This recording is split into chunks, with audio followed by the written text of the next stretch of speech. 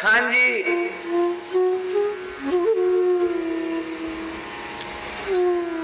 इनका जन्म पठान कुल में हुआ था। मुसलमानों में पठान होते हैं।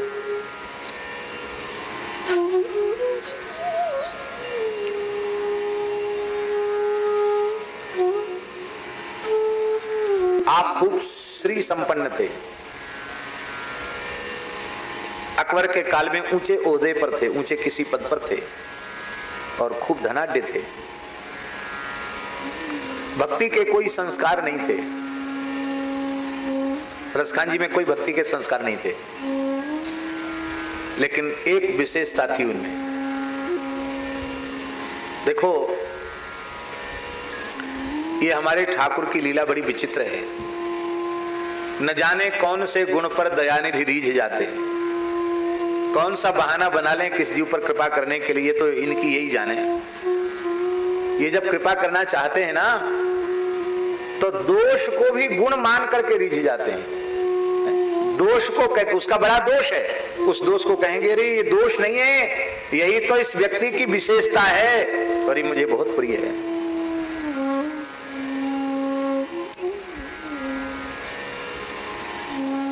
दोष क्या था? आसक्ति एक बहुत भारी दोष है। सबसे भारी दोष क्या है? आसक्ति। शरीर संसार के प्रति आसक्ति ही जीवात्मा का ऐसा बंधन है जो कभी जीर्ण नहीं होता। और भगवान ने उस आसक्ति, जो सबसे बड़ा दोष है, उसको भगवान ने गुण मान लिया। रसखान जी में रूपासक्ति थी। कोई सुंदर रूप देखते बस लट्टू हो जाते।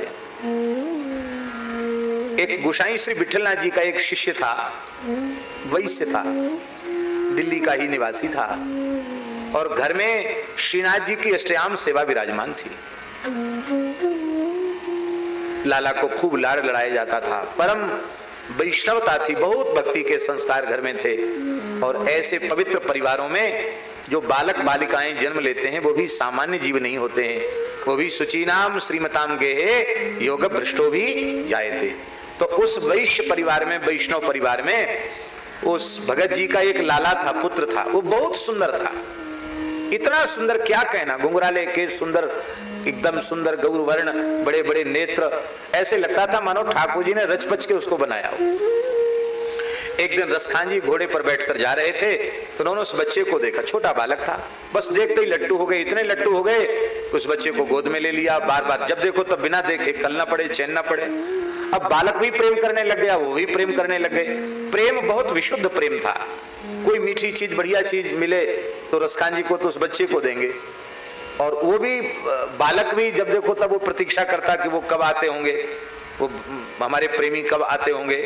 अब बालक भी कुछ सयाना हो गया, 12-13 वर्ष का हो गया, और अब वो जो प्रेम था ना, अब परिवार को खलने लग गया। मुगलों का शासन है, अकबर का राज्य है और ये बड़े ओहदे पर है, हम लोग कुछ बोल भी नहीं सकते कहीं, और यहाँ से अपना धंधा पानी छोड़ के जाएं तो जाएं कहाँ। बड़े दुखी महाराज ऐसा पीछे पड़ गया हमारे लड़के के, जब देखो तब घोड़े पर बिठा के ले जाता, डर के मारे हम लोग कुछ बोल नहीं सकते। बहुत दुखी। पुत्र को समझाया वो भी नहीं मानता।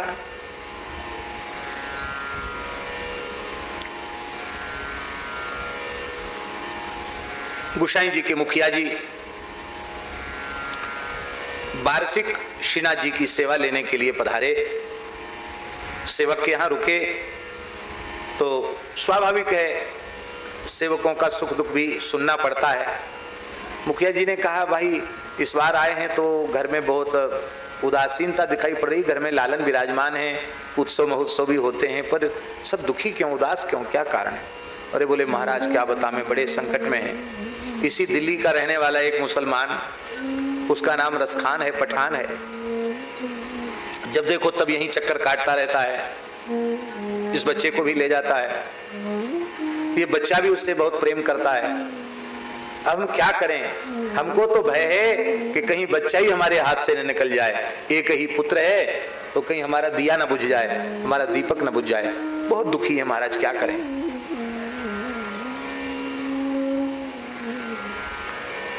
वो तो ब्रजवासी थे, ब्राह्मण थे मुखिया जी। ऋषि गोसाई जी के कृपा पात्र थे, समझ गए कि वो रूप रसिक है। उन्होंने कहा ठीक है, कोई बात नहीं, आप चिंता मत करो, हम समझाने का प्रयास करेंगे। अरे महाराज, वो किसी की नहीं समझता, किसी की सुनेगा नहीं, किसी की समझेगा नहीं, वो तो हमारे बालक के ऊपर एकदम लट्टू है, कुछ नहीं सुनेगा वो। ठीक है, हम प्रयास करते हैं। दूसरे दिन जैसे ही रसखान आए, और बालक तो बिल्कुल तैयार था उनसे मिलने के लिए, तो उन्होंने, उन महानुभाव ने रसखान जी को बड़े आदर पूर्वक निकट बुलाया। आओ, उससे कोई घृणा या भेद का व्यवहार नहीं किया, बड़े स्नेह से उसको बुलाया और एकांत में बिठाकर बड़े प्रेम से पूछा कि आप इस बच्चे से बहुत प्रेम करते हैं और ये बच्चा भी आपसे प्रेम करता है, इसका क्या कारण है? कोई विशेष हेतु इसका? आप झूठ तो बोलेंगे नहीं, आप सही सही बोलेंगे, बहुत ध्यान से सुने। तो रसखान जी ने कहा कि बाबा साहब, इस बच्चे में मुझे खुदा का नूर दिखाई पड़ता है, इस बच्चे में, इसकी खूबसूरती में खुदा का नूर दिखाई पड़ता है, लगता है खुदा ने फुर्सत में इसको गढ़ा है। उन्होंने नब्ज पकड़ में आ गई। उन्होंने कहा, जिसने इतना खूबसूरत बालक गढ़ा है, जिसके नूर पर तुम सब कुछ भूल चुके हो, कहीं उस खुदा को देखने का अवसर मिल जाए तो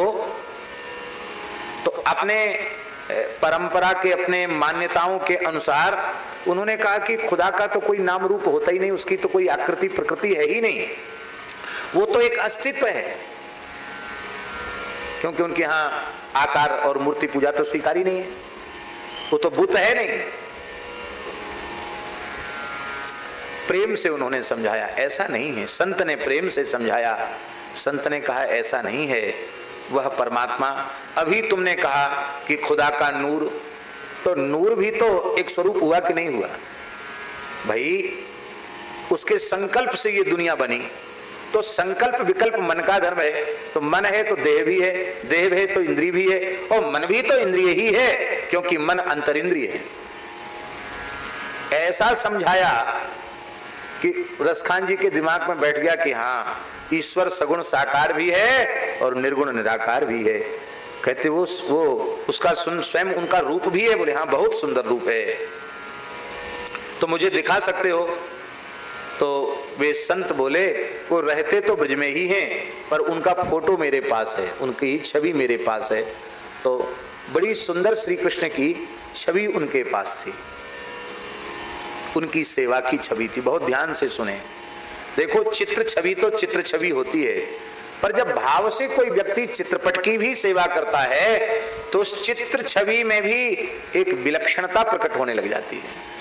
तो उन अनुरागी प्रेमी संत के सेव्य ठाकुर जी थे।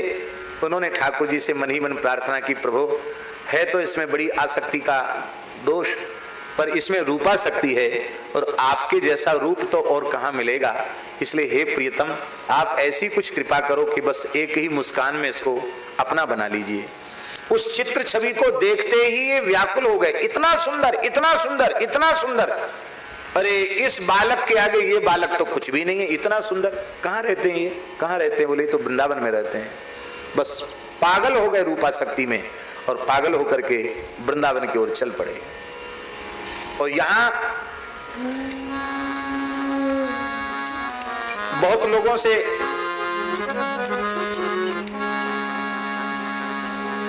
लोगों से उन्होंने पूछा,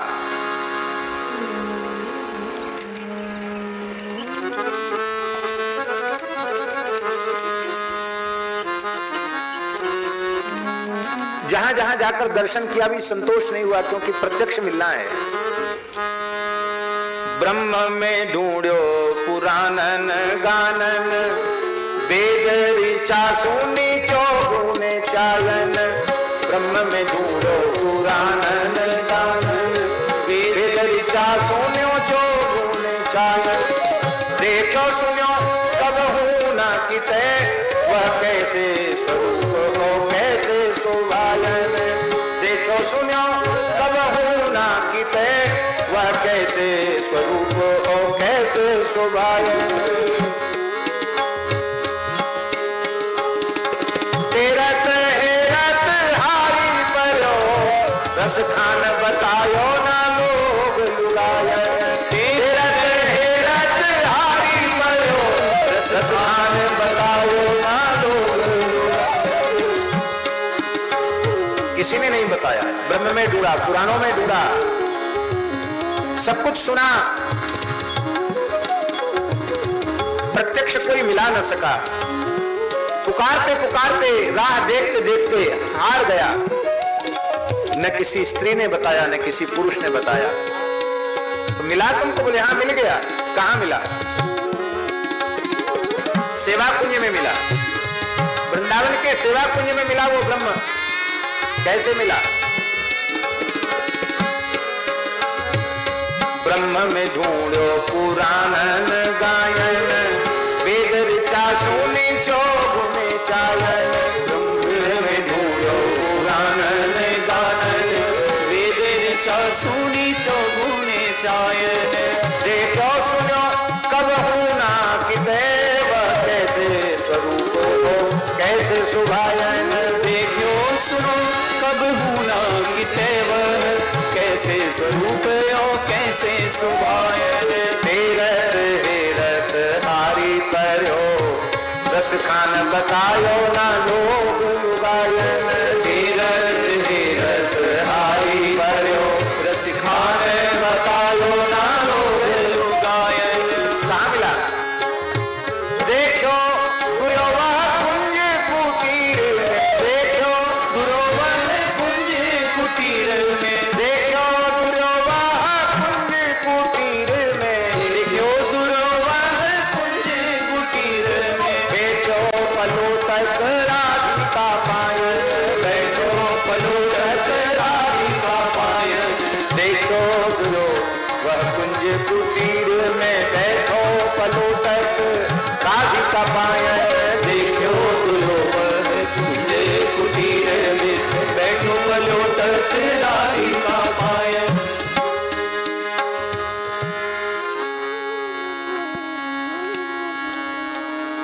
एक कवित्व में तो वे कह रहे हैं,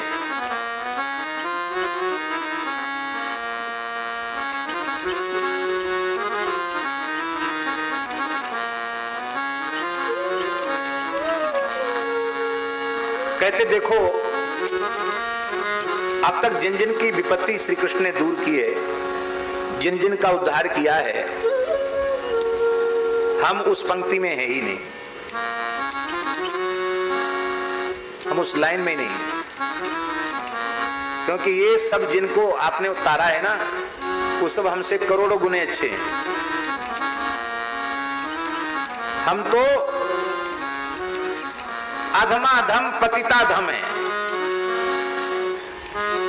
हमसे नीच और कोई हो ही नहीं सकता। लेकिन फिर भी हमको कोई शंका नहीं है। क्यों? बोले इसलिए मुझे शंका नहीं है कि माखन चोर श्याम के स्वभाव का मुझे अनुभव हो गया है। मैं चाहे जितना नीच से नीच, पतित से पतित, अधम से अधम ही क्यों ना हो, पर हूं श्री कृष्ण का और श्री कृष्ण मेरे हैं। बस मैं केवल इतना जानता हूं। रसखान जी की समाधि रमण रेती के निकट है। दर्शन किया ना रसखान जी की समाधि का? हमारे पूज्य गुरुदेव भक्तमाली जी सुनाते थे कि रसखान जी का तुलसी से बहुत प्रेम था। इतनी तुलसी पहनते थे कि एक बोझा, हजारों सैकड़ों मालाएं, वो बहुत लादते थे तुलसी अपने देह पर। शरीर का वजन उससे ज्यादा तुलसी, माला ही माला, माला ही माला, माला ही माला, पूरा लद जाते थे तुलसी से। वृंदावन पधारे क्योंकि भक्त कवि हैं, गायन भी करते हैं, और मुसलमान होने पर भी उनकी प्रतिष्ठा संतों में हो चुकी थी, क्योंकि गुसाई श्री विठलनाथ जी से आपने ब्रह्म संबंध लिया था। विधिवत गुसाई विठलनाथ जी ने उन्हें दीक्षा प्रदान की थी। वैष्णव थे वो।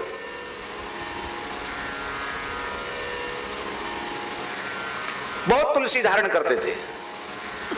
तो पूज्य महाराज जी सुनाते थे कि रसखान जी किसी उत्सव में वृंदावन पधारे, तो वृंदावन के रसिकों ने रसखान जी से प्रश्न किया, उससे प्रश्न किया कि हम लोग तो कोई एक तुलसी का दाना पहनते हैं, कोई जुगल कंठी पहनते हैं, कोई 3 लड़ की तुलसी, कोई 5 लड़ की तुलसी पहनते हैं, कोई पंचमाला पहनते हैं, पर आप इतना ज्यादा तुलसी क्यों पहनते हो? तो रसखान जी ने कहा कि काष्ठ का स्वाभाविक गुण है कि वह पानी में डूबता नहीं है, पानी में तैरता है काष्ठ। और तुलसी काष्ठ जो है वो लौकिक काष्ठ नहीं है, अलौकिक काष्ठ है। इसलिए तुलसी जीव को भवसागर में डूबने नहीं देती है। तुलसी जिसके कंठ में है वो जीव भवसागर में डूबता ही नहीं है, तुलसी उसको पार उतार देती है। तो महाराज आप लोग तो हिंदू हो, आपके माता पिता पवित्र, आपके पूर्वज पवित्र, आपके सारे संस्कार समय से हुए, और हम तो न जाने कितने पीढ़ी के मुसलमान, कितना अखाद्य खाया, अपेय पिया, जाने कौन कौन से उटपटांग कर्म किए। हमारा तो कोई संस्कार है ही नहीं, ना कोई सदाचार, ना कोई संस्कार। तो हमारे मन में आता है कि तुलसी इस अलौकिक काष्ठ से आप तो 1 माला 2 माला से भी तर जाओगे, पर मेरे जैसे वजनदार पापी के उद्धार के लिए तो 1-2 माला से काम चलेगा नहीं, क्योंकि साधन का बल तो है ही नहीं मेरे पास। मैं तो तुलसी के सहारे ही भवसागर से पार उतर जाऊं। पुराणों को उठा करके देखो तो अधिक से अधिक तुलसी मालाओं के धारण की भी महिमा है। तो हमारे महाराज जी कहते थे कि यह उनका दैन्य था, जिनके सामने प्रत्यक्ष ठाकुर जी प्रकट होकर लीला करते हैं, उनके मन में दीनता कैसी थी। आज भी रसखान जी की समाधि पर लोगों को दिव्यानुभूतियां होती हैं। श्री रसखान जी करें द्रौपदी ओ गनिका गज गीध अजामिल सौकी ओ सोना निहारो। द्रौपदी ओ गनिका गज गीध अजामिल सौकी ओ सोना निहारो। गौतम गिरनी कैसे तरी प्रहलाद को कैसे हरियो दुख भारो। गौतम गिरनी कैसे तरी प्रहलाद को कैसे हरियो दुख भारो।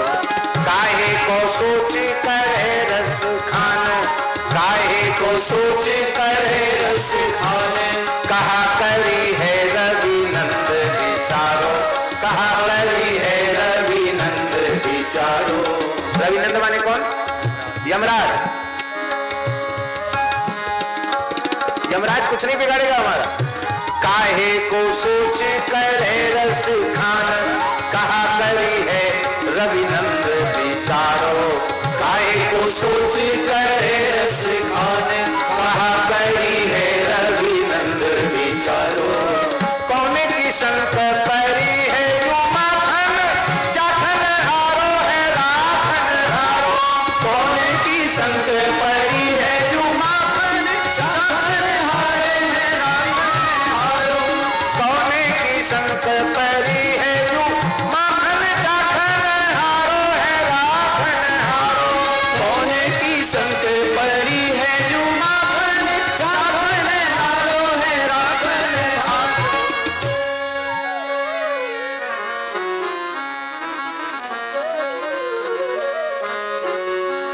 कहां तक कहें? जा दिन ते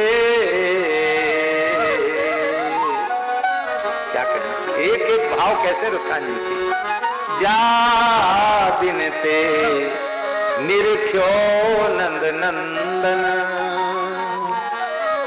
कानी तजी घर बंधन छूट्यो। जा दिन ते निरख्यो नंद नंदन, कानी तजी घर बंधन छूट्यो। जा दिन ते निरख्यो नंद नंदन, कानी तजी घर बंधन छूट्यो। चारू बिलोकन की निसी मार, संभार गई मन मार ने लूटो। चारू बिलोकन की निसी मार, संभार गई मन मार ने लूटो। सागर को सरिता जिमिधावती, वो की कहे पुल को पुल टूटो। सागर सरिता जिमि धावती रोगी रहे कुल टूट मत भयो मन संग फिरे रस खान स्वरूप सुधारस भूजो। मत भयो मन संग फिरे रस खान स्वरूप सुधारस भूजो। जाति ने तेरी रेखो नंद नंदन जाति ने तेरी रेखो नंद नंदन। निरंतर अष्टयाम सेवा में रसखान जी डूबे रहते थे। हर समय किसी किसी झांकी का दर्शन को होता रहता था।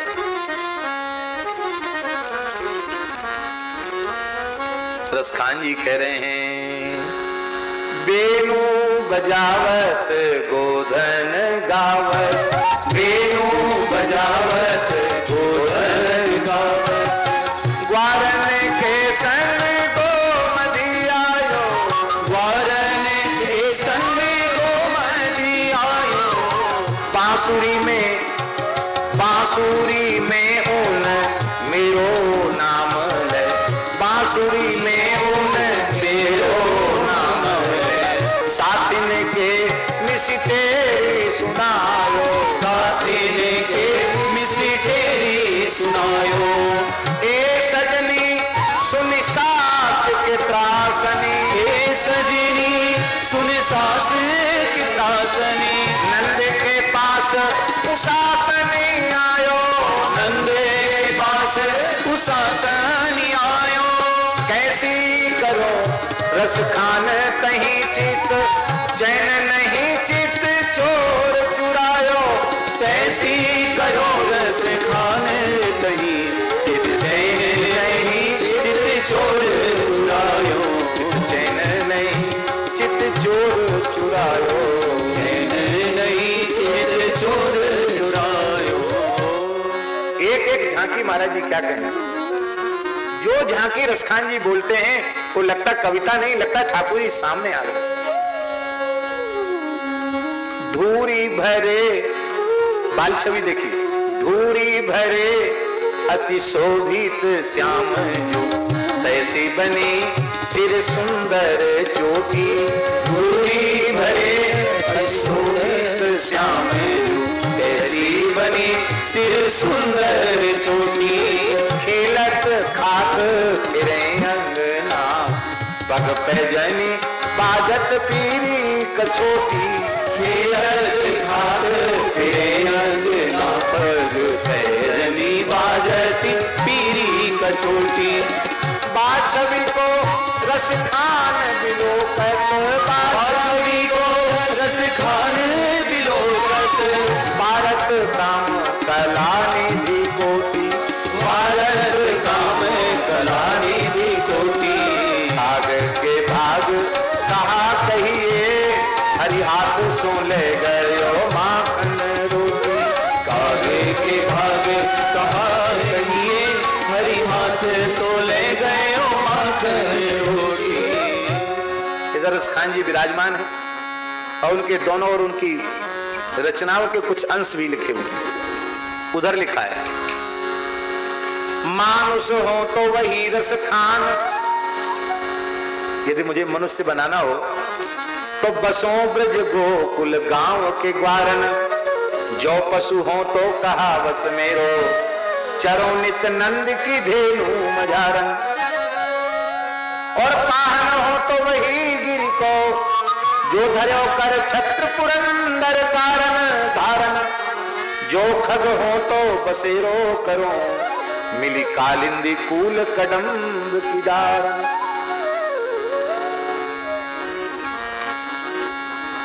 कैसी निष्ठा है रसखान जी की। या लकुटी अरु कामरिया पर, या लकुटी अरु कामरिया पर राजती हूँ पूर कौत दीदारों। या लकुटी अरु कामरिया पर राजती हूँ पूर कौत दीदारों। आचहु सिद्धि नवोनिधि को नंद की गाय चराए बिसारो हाथ से नवोनिधि को सुख नंद की गाय चराए बिसारो रस खान कबो इन आँखन सो रस खान कबो इन आँखन सो ब्रज के वन बाग तड़ाग निहारो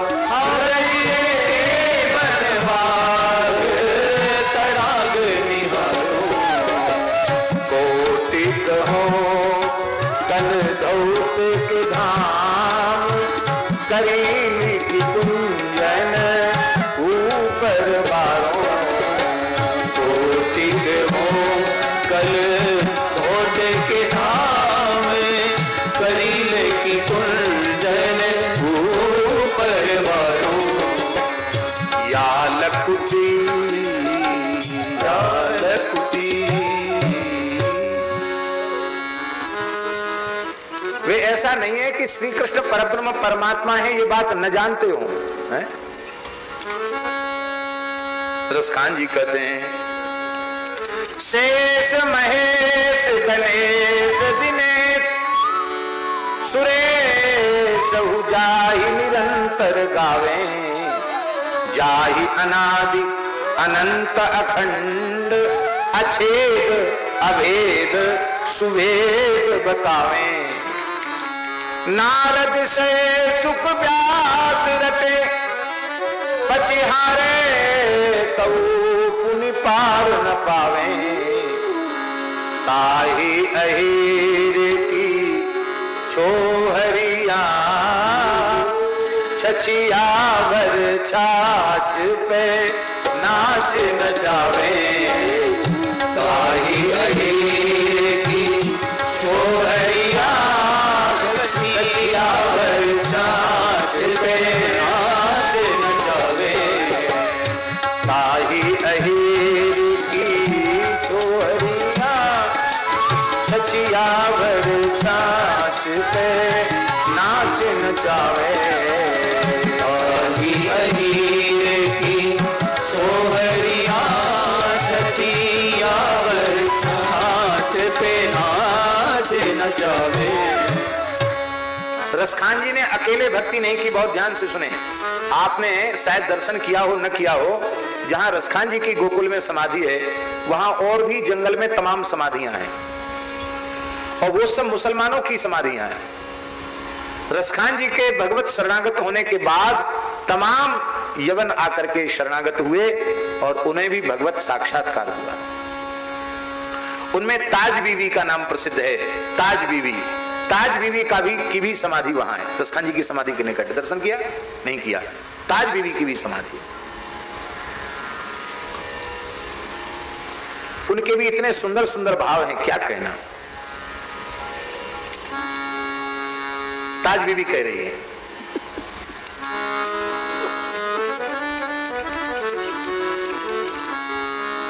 छैल जो छबीला, एक शब्द सुनिए, छैल जो छबीला सब रंग में रंगीला बड़ा, छैल जो छबीला सब रंग में रंगीला बड़ा, चित्त का अड़ीला, ठाकुर जी के विशेषण, चित्त का अड़ीला कहूं देवतों से न्यारा है, माल गले सोहे नाक मोती से तो जो है कान, कुंडल मन मोहे लाल मुकुट सिर धारा है, दुष्ट जन मारे सब संत जो वारे, ताज चित्त में निहारे प्रणत प्रीति करन वारा है, नंदजू का प्यारा जिन कंस को पछाड़ा वह वृंदावन वारा कृष्ण साहिब हमारा है, नंदजू का प्यारा जिन कंस को पछाड़ा वह वृंदावन वारा कृष्ण साहिब हमारा है, नंदजू का प्यारा प्यारा, नंदजू का प्यारा जिन कंस को पछाड़ा वह वृंदावन वारा कृष्ण साहब हमारा है। नंद जू का प्यारा जिन कंस को पछाड़ा वृंदावन वारा कृष्ण साहिब हमारा है। और एक जगह तो उन्होंने कहा, सुनो दिल जानी, बहुत प्रसिद्ध है ताज बीबी का ये वचन, सुनो दिल जानी। ये दिल जानी किसके लिए कह रहे हैं? श्याम सुंदर के लिए। सुनो दिल जानी मेरे दिल की कहानी तुम, सुनो दिल जानी मेरे दिल की कहानी तुम, दस्त ही बिकानी। दस्त माने हाथ, उर्दू में दस्त माने हाथ को कहते हैं। दस्त ही बिकानी, तुम्हारे हाथ बिक गई। सुनो दिल जानी मेरे दिल की कहानी तुम, दस्त ही बिकानी बदनामी भी सहूंगी मैं। मेरी बड़ी बदनामी हो रही, काफिर हो गई है। और अब सब भुला दिया है मैंने, क्या क्या किया है। देव पूजा ठानी, बालकृष्ण लाल की अष्टयाम सेवा करती हूँ।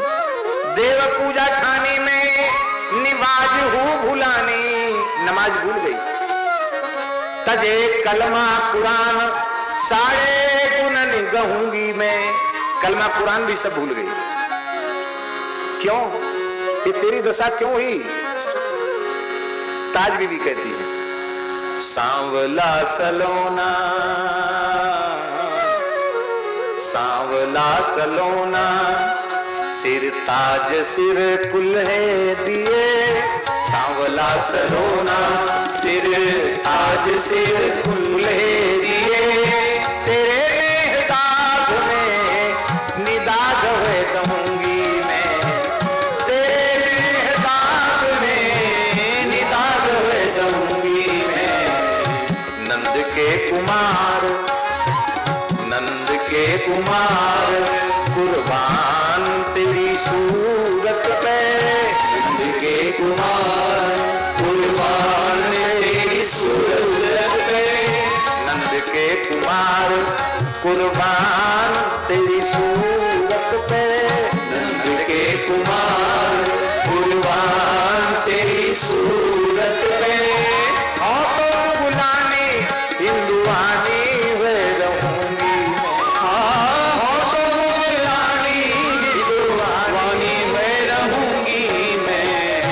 सुनो दिल जानी मेरे दिल की कहानी तुम, सुनो दिल जानी मेरे दिल की कहानी तुम। ये सब आप कहेंगे कि ताज बीबी का नाम आपने क्यों लिया? वो तो फोटो छपा नहीं ताज बीबी का यहाँ, तो इसलिए लिया कि रसखान जी की अनन्य अनुगता है। रसखान जी की के सत्संग के प्रभाव से इनकी भी वही अवस्था हुई जो रसखान जी की अवस्था थी। नजीर भी उसी कोटि के भक्त हैं। और अनेक इस प्रकार के प्रेमी भक्त। बोलो श्री रसखान जी महाराज की।